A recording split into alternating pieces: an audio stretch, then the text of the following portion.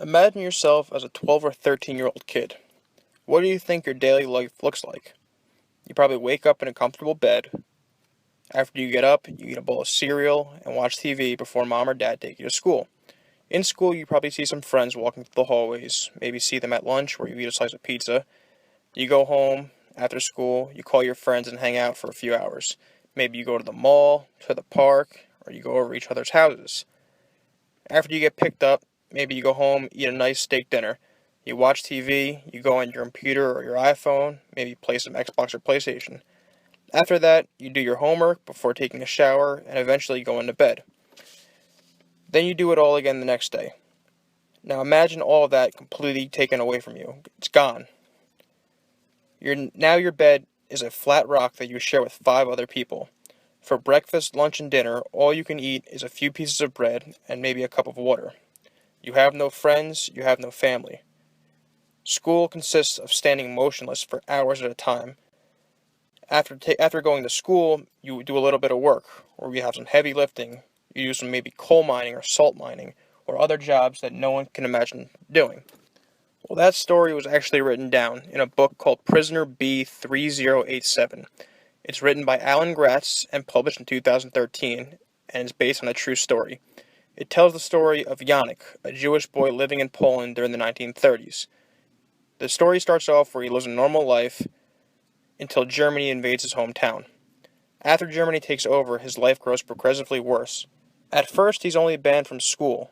However, he can live his life however he wants to besides going to school. After a while, he's completely banned from leaving his house. After that, he gets robbed by the Nazi soldiers policing his town. Eventually, his family and friends start being taken one by one, so he goes into hiding, realizing he's probably next. Eventually, he gets found and is taken to a concentration camp. He would spend the next few years migrating from camp to camp, 10 total, each one worse than the last. At these camps, he occasionally makes a friend or two, maybe he meets a family member, but overall, each prisoner is faceless and is only concerned with their own survival. This story really sheds some light on what happened in concentration camps during World War II. It paints a vivid picture of what happened behind the scenes.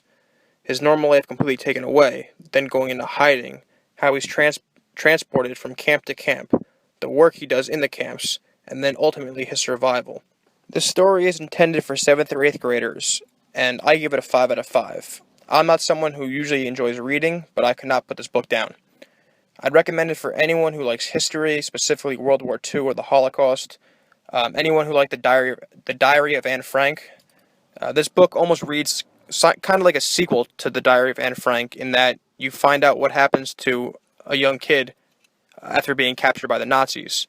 The book is pretty suspenseful. Each chapter ends on a cliffhanger, leading you wondering what happens in each camp as he continues to move forward. Anybody who likes reading nonfiction stories should enjoy this book. However, if you enjoy fiction, the stories are so unbelievable that it almost reads like a work of fiction. Either way, I would definitely recommend it to anyone interested in reading or learning about what happened. It's a very interesting book, as I said, and it really makes you appreciate all the things you have today.